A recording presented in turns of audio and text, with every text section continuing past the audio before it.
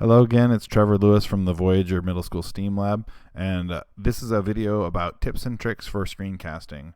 So the inspiration for this video was I saw a funny video, and I'm gonna try and put it right there so you can click on it and watch the video about somebody who was having a hard time using their screencast technology. So I'm wearing a shirt with some letters on it so you can see, and as you can see it says VO Pride.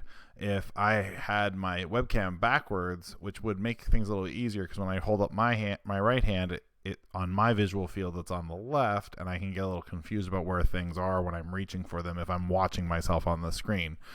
So sometimes webcam software will actually reverse it and make like a mirror, but that does make all your letters backwards. So if you're going to do something like hold up a piece of paper with writing on it, or if you've got something written on your shirt, it will be backwards. And if you're trying to hold up a whiteboard and write upside down and backwards, it can be really entertaining and funny.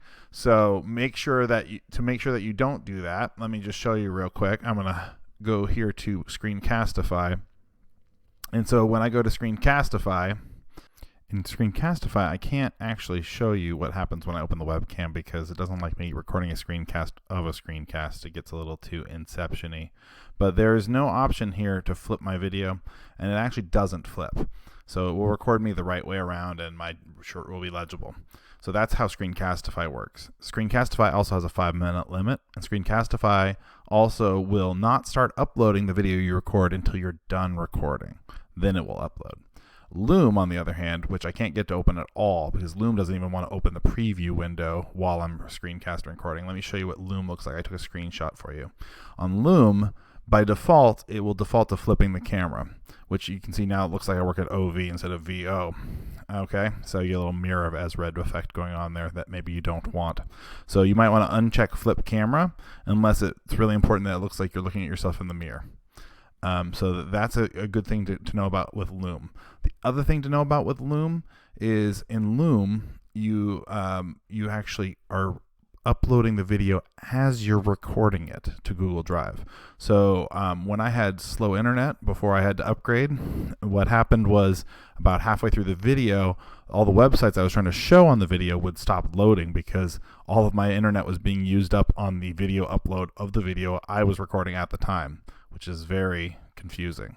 So Loom is not the best option if you have a slow internet connection that you are using. But Loom is a great option if you've got a robust internet connection because there is no 5-minute limit, although I do recommend you keep your videos nice and short. So that's all I have for you right now. Go ahead and subscribe to my channel and click on this the link down that way. See, ooh, I'm not reversed, so I don't know which way to point. Down that way to get to the rest of the distance learning playlist.